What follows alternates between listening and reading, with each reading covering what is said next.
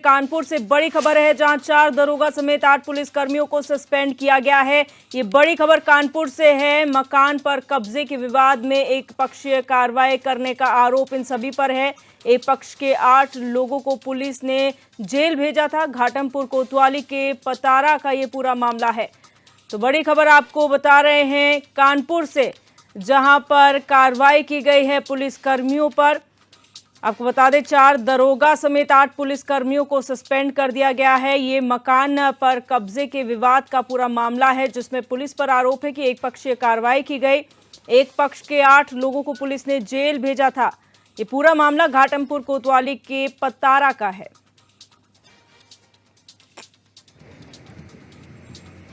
जिसमें कि एक मकान के कब्जेदारी के विवाद में एक अभियोग पंजीकृत करके एक पक्षीय कार्रवाई करते हुए लगभग 8 लोगों को धारा 386 आईपीसी में जेल भेजा गया था। इसमें डीसीपी साउथ सर के द्वारा इनिशियल इंक्वायरी करवाई गई, जिसमें कुछ पुलिसकर्मियों को दोषी पाते हुए 8 पुलिसकर्मियों को सस्पेंड किया गया है, जिसमें कि 4 सब इंस्पेक्टर, 1 हेड कांस्टेबल और 3 कांस्टेबल शामिल हैं। इसमें गहनतापूर्वक प्रारंभिक जांच के ऑर्डर भी हुए हैं। इसमें संपूर्ण वैधानिक कार्रवाई इस पूरे प्रकरण में की जा रही है।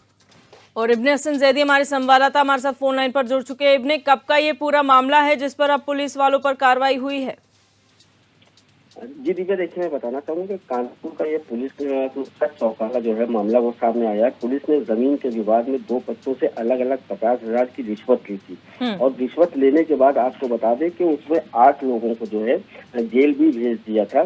तो इसी में घाटमपुर थाने के पतारा गांव का ये पूरा मामला था। और जब ये मामला खुला तो पुलिस ने दोनों पक्षों में रिश्वत ली है, तो एक से 10,000 जबकि दूसरे से 40,000, लेकिन उनके मुताबिक कार्रवाई नहीं हुई। मामला सीनियर अफसरों तक पहुंचा, जांच हुई तो पुलिस की पोल खुल गई। 4 दरोगा और 4 कांस्टेबल को सस्पेंड कर दिया गया। सिर्फ यही नहीं, इस मामले में पुलिस के साथ मारपीट भी हुई थी, लेकिन उन्होंने सीसीटीवी का डीवीआर जब्त कर लिया। अब अगर हम बात करते हैं इस पूरे मामले की शुरुआत की, तो 20 साल पहले ये मामले की शुरुआत हुई थी और बेरिया नाम के एक शख्स की 2 बीघा जमीन पर राम लखन ने अपना मालिकाना हक बताते हुए ये मामला निचली अदालत में दर्ज किया था। अक्टूबर 2023 में जो था ये फैसला राम लखन के पक्ष में आया था। उन्होंने तहसील से इसी आधार पर खतरा खतौनी में अपना नाम चढ़वाया, मगर उन्हें जमीन पर कब्जा नहीं मिला था। और यही अगर बात करते हैं तो 5 जनवरी 2024 को उन्होंने IGRS पर शिकायत दर्ज की थी और जिसमें ये पुलिस ने कार्रवाई कर रही थी। और पुलिस ने जिस तरीके से कार्रवाई करी, वो सारी कार्रवाई जब सामने आई और इसकी जांच होती है तो उसमें 8 पुलिसकर्मी जो है वो दोषी पाए जाते हैं और उनके खिलाफ यहाँ पर सख्त कार्रवाई की जा रही है। जी अच्छा, यहाँ पर यह भी मामला है कि एक पक्षीय कार्रवाई की गई है। एक पक्ष के 8 लोगों को जेल यहाँ पर भेज दिया गया था, जिसके खिलाफ ये कार्रवाई हुई है। वो क्या पूरा मामला है?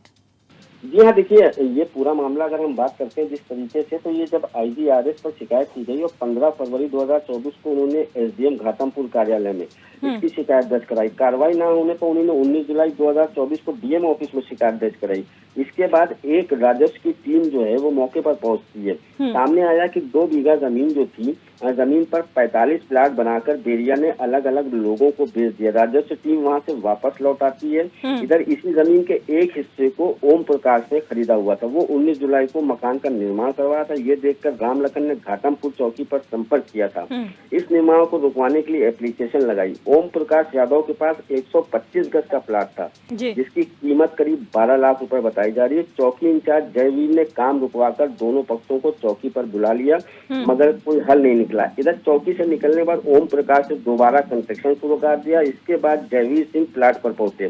सादी वर्दी में उन्होंने 7 पुलिस वाले भी थे। ओम प्रकाश के पक्ष के लोगों से यहाँ गलत फहमी हो गई, गहमा गहमी हुई, झगड़ा हुआ। ये भी सामने आया कि हाथापाई के बाद पुलिस को वापस लौटना पड़ा था। ये पूरा मामला CCTV में कैद भी हो गया था, इसलिए पुलिस ने अपने साथ DVR भी ले गई थी। लेकिन जिस तरीके से अगर बात जो आरोप लगाया गया है कि हाथापाई के बाद जयवीर ने ओम प्रकाश की तरफ के 8 लोगों को जेल भेजा था। इन लोगों के खिलाफ रंगदारी वसूली का केस दर्ज किया था। इसमें केवड़िया गाँव के कई लोग शामिल थे। तो इसी को देखते हुए जो है पुलिस ने जो है FIR में तमाम गंभीर धाराएं भी लगाई थी। तो इसी को देखते हुए ये शिकायत की गई थी, जिसमें जांच की गई कि शिकायत ये की गई थी कि एक पक्ष से 10,000 और दूसरे से 40,000 रुपए लिए थे जमीन पर कब्जा कराने के और लोगों को दूसरे पक्ष पे कार्रवाई करने के।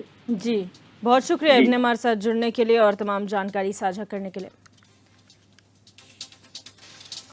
और अब बात करेंगे लखनऊ से बड़ी खबर की, जहां शहीद पथ पर भीषण हादसा हुआ। स्कूल वैन का टायर फटने से वैन अनियंत्रित हो गई और डिवाइडर से टकरा गई। आपको बता दें, वैन में 12 बच्चों के सवार होने की खबर है, जिनमें से 2 की हालत गंभीर है। बच्चों को मेदांता अस्पताल में भर्ती करा दिया गया है। सीएमएस स्कूल की बताई जा रही है ये वैन।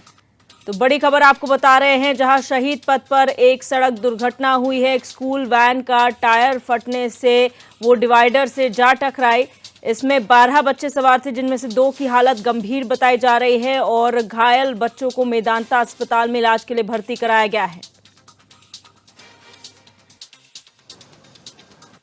थाना सुल्तानपुर सिटी में शहीद पथ पर लासियो माल के पास एक बच्चों को ले जा रही वैन जो गोमती नगर सीएमएस स्कूल जा रही थी, ये दुर्घटनाग्रस्त हुई। दुर्घटना का कारण था उसका टायर फट गया। टायर फटने से गाड़ी जो है डिवाइडर से टकराई और दुर्घटनाग्रस्त हो गई।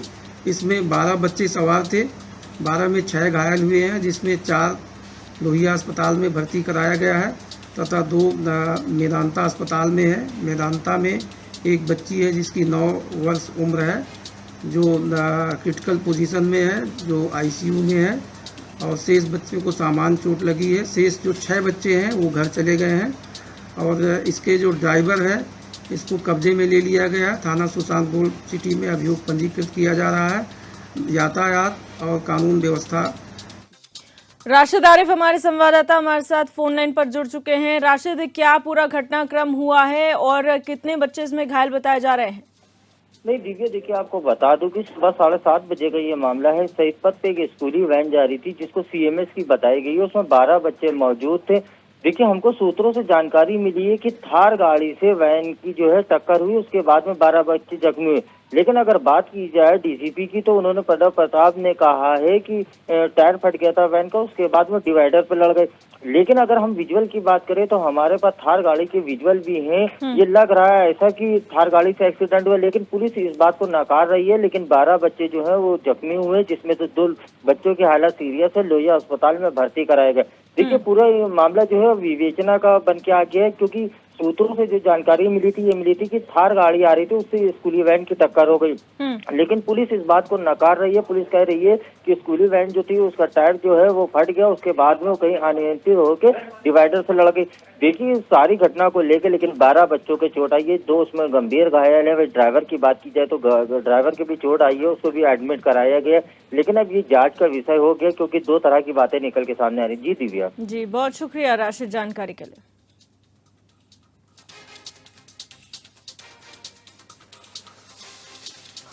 और अब रुक करेंगे अगली बड़ी खबर का। नोएडा से बड़ी खबर है, जहां मांगों को लेकर किसानों का ट्रैक्टर मार्च है। संयुक्त किसान मोर्चा के आह्वान पर ट्रैक्टर मार्च निकाला गया। सुरक्षा के मद्देनजर भारी पुलिस बल तैनात किया गया है। 0 पॉइंट से सूरजपुर तक किसान मार्च निकाला गया है।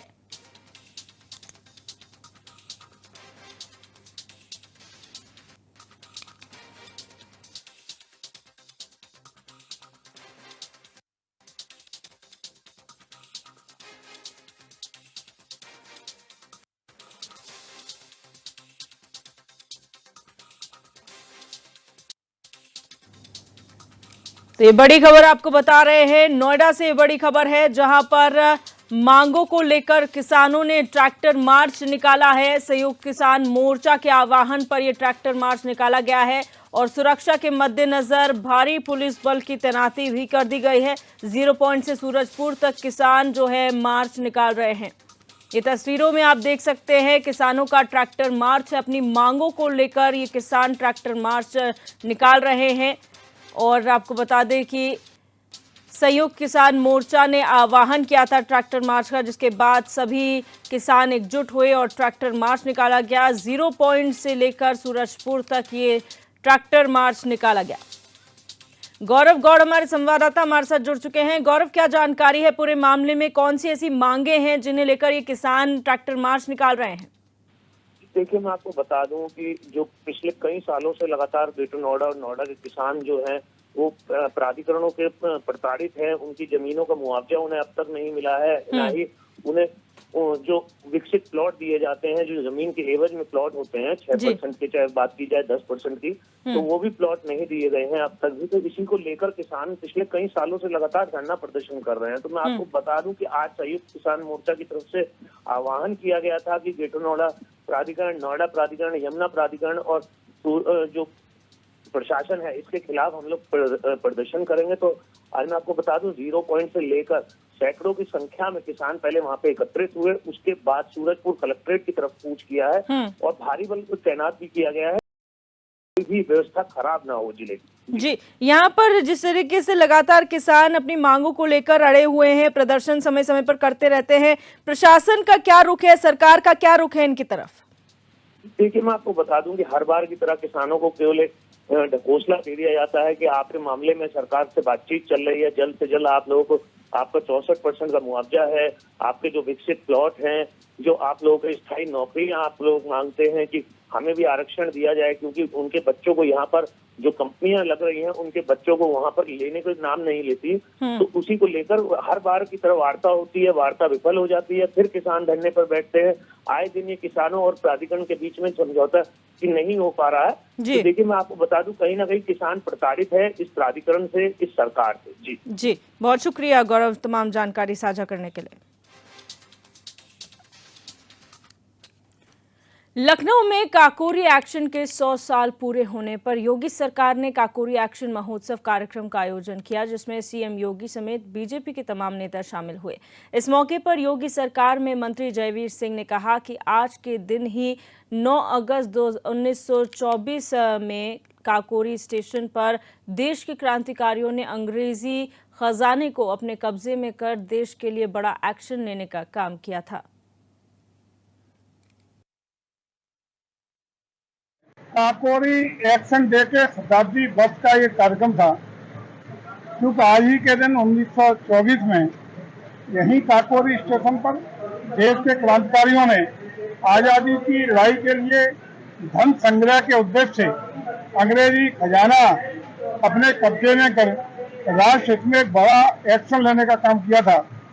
और आज हम लोगों को फक्र और गौरवान्वित होने का क्षण है कि हमारे महान सपूतों ने, बाहर क्रांतिकारियों ने देश की आजादी के लिए अपने जीवन की कुर्बानी देते हुए फांसी को, फंदे को हस्ते बढ़ते आगे, पीएम मोदी की महत्वाकांक्षी योजना पीएम जन औषधि योजना पर ठेकेदार पलीता लगाते नजर आ रहे हैं। महोबा जिला अस्पताल परिसर स्थित प्रधानमंत्री जन औषधि केंद्र में पिछले 4 दिनों से ताला लटका हुआ है, जिसके चलते जिला अस्पताल में इलाज कराने आए मरीजों को सस्ती दरों में मिलने वाली दवाएं नहीं मिल पा रही हैं और मजबूरन बाहर से दवाई खरीदनी पड़ रही है। वहीं मामले का संज्ञान लेते हुए सीएमओ ने जांच कर कार्रवाई का आश्वासन दिया है।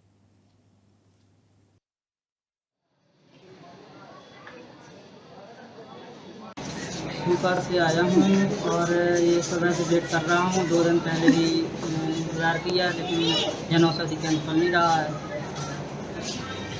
अब ये तो मुझे पता नहीं लगे, मैं 2 दिन से चक्कर कर रहा हूँ। बाहर की दवा महंगी पड़ती है तो इस वजह से लेने में समस्या आती है। मैं आया था जिला अस्पताल, डॉक्टर तो जो है ये अंदर की दवा देते थे, कुछ बाहर की लेते। हमने तो जगह दे रखी है उन लोगों को, जगह एक कमरा दे रखा है। अब वो बता रहे हैं जो कर्मचारी है वो बीमार हो गया, बुखार आ गया उसे, इस कारण बंद चल रहा है जन औषधि। और हमारे संवाददाता जावेद हमारे साथ फोन लाइन पर जुड़ चुके हैं। जावेद, जानकारी चाहेंगे आखिर क्या वजह है कि इतने दिनों से प्रधानमंत्री जन औषधि केंद्र में ताला लटका हुआ है और लोगों को सस्ती दवाएं नहीं मिल पा रही हैं?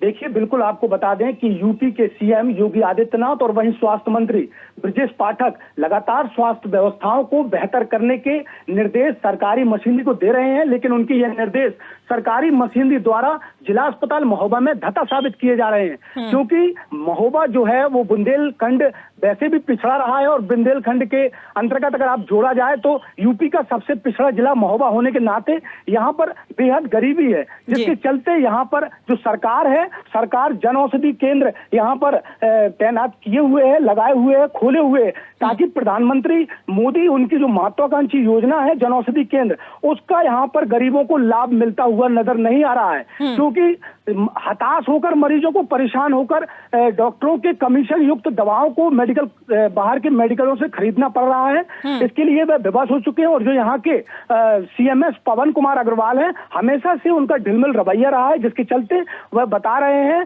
पत्रकारों को बता रहे हैं कि उनकी तबीयत खराब है। हालांकि इससे पहले भी कई दिनों तक ये बंद रही है। और यह जन औषधि केंद्र की बात की जाए तो यह जन औषधि केंद्र काफी चर्चाओं में रहा है, क्योंकि गरीबों के हक पर डाका डालने के लिए यह जन औषधि केंद्र हमेशा से अपनी लापरवाही इसी प्रकार से करता चला आया है। वहीं अगर सीएमओ की बात की जाए तो मुख्य चिकित्सा अधिकारी आसाराम द्वारा इस पूरे मामले को लेकर जांच के आदेश दे दिए गए हैं। अच्छा, यहाँ पर जो ताला लटका हुआ है, क्या यहाँ पर स्टाफ की कमी है या वजह कुछ और निकलकर सामने आ रही है कि मरीजों को दवाई नहीं मिल रही? देखिए, हमारे जो सूत्र बता रहे हैं वो ये बता रहे हैं कि जो ताला लटका हुआ है वो ताला 4 दिन से लगातार लटका हुआ है, ताकि जो यहाँ के डॉक्टर हैं, कुछ वो सूत्र बता रहे हैं इस हिसाब से कि जो डॉक्टर हैं उन डॉक्टरों की यहाँ पर जो ये एजेंसी है, ये जो प्राइवेट जन औषधि केंद्र खुला हुआ है, इस पर जो है सरकार लगातार जो है प्रयासरत है कि गरीबों को बेहतर से बेहतर सस्ती इलाज मिल पाए। लेकिन यहाँ पर सस्ती इलाज के नाम पर कुछ डॉक्टरों से ये जन औषधि केंद्र के सूत्र हैं, जो संपर्की हैं, उससे बाहर की दवाइयां रखकर गरीबों का शोषण कर रहे थे। इसी बात को लेकर अभी बीते दिनों कुछ खबरें भी सोशल मीडिया में और मीडिया में प्रकाश में आई थी, जिसके चलते अब उस मामले को दबाने का प्रयास जन औषधि केंद्र के संचालक कर रहे हैं और वहीं सीएमएस भी उसमें भागीदारी साबित कर रहे हैं और उसका जो है पक्ष लेते हुए नजर आ रहे हैं। हालांकि पूरे मामले को लेकर सीएमओ ने जांच के आदेश दे दिए। वहीं बात की जाए कि 4 दिनों से जो ताला लटका हुआ है, केवल गरीबों के हक पर डाका डाला जा रहा है, उनके स्वास्थ्य से खिलवाड़ किया जा रहा है। और इस खिलवाड़ को देखते हुए सरकारी मशीनरी कोई खास ठोस कदम उठाती हुई नजर नहीं आ रही है। अच्छा, कितने यहाँ पर पीएम जन औषधि केंद्र हैं महोबा में, और क्या समय समय पर, क्योंकि खुद डिप्टी सीएम ब्रजेश पाठक स्वास्थ्य मंत्री हैं, क्या वो निरीक्षण कभी नहीं करते इन केंद्रों का कि क्या हालचाल है, कहीं कोई अनियमितता तो नहीं? देखिए, बिल्कुल आपको बता दें कि डिप्टी सीएम ब्रजेश पाठक अभी बीते दिनों महोबा आए थे, लेकिन महोबा एक वो अपने जो है व्यक्तिगत कार्य हेतु आए थे, तो वहां से होकर चले गए। अगर सरकार के जो स्वास्थ्य मंत्री है ब्रजेश पाठक, वो लगातार गहनता से इस ओर ध्यान दें तो जाहिर सी बात है कि व्यवस्थाएं बेहतर होंगी। लेकिन शायद सरकार के जो जनप्रतिनिधि हैं, यहाँ के जो महोबा के जनप्रतिनिधि हैं, वो जिला अस्पताल की ओर पूरी तरीके से ध्यान नहीं दे पा रहे हैं, जिसके चलते गरीबों के हक पर डाका डाला जा रहा है। और वहीं आपको बता दें कि महोबा में जो सीएससी और पीएससी हैं, वहां पर सरकार ने लगातार जो है हर प्रकार से हर जगह पर हर सीएससी पीएससी पर आदेश दिए हैं कि जन औषधि केंद्र की सुविधा गरीबों के स्वास्थ्य से खिलवाड़ ना हो पाए और वहां पर जन औषधि केंद्र वहां पर हर हाल में मौजूद हो। लेकिन यहाँ पर सीएमओ की लापरवाही कह दें या अधीक्षक सीएससी पीएससी की लापरवाही कह दें, कुछ केंद्रों में तो मौजूद है, लेकिन कुछ जो ग्रामीण क्षेत्रों से जुड़ी हुई सीएससी पीएससी है उनमें अभी भी मौजूद नहीं है। हताश और परेशान होकर मरीजों को जिला अस्पताल की तरफ रुख करना होता है। 50-50 किलोमीटर दूर गांव से मरीज यहां पर आते हैं, लेकिन वहां पर मरीजों के आने के बाद भी यहां जिला अस्पताल में जब ताला लटका जन औषधि केंद्र में देखते हैं तो हताश होकर, उनको परेशान होकर, अपने स्वास्थ्य के प्रति सचेत होकर बाहर से कमीशन युक्त दवा खरीदना पड़ती है, जिसका सीधा लाभ कुछ तथाकथित डॉक्टरों को मिलता है। जी, बहुत शुक्रिया जावेद हमारे साथ जुड़ने के लिए और जानकारी साझा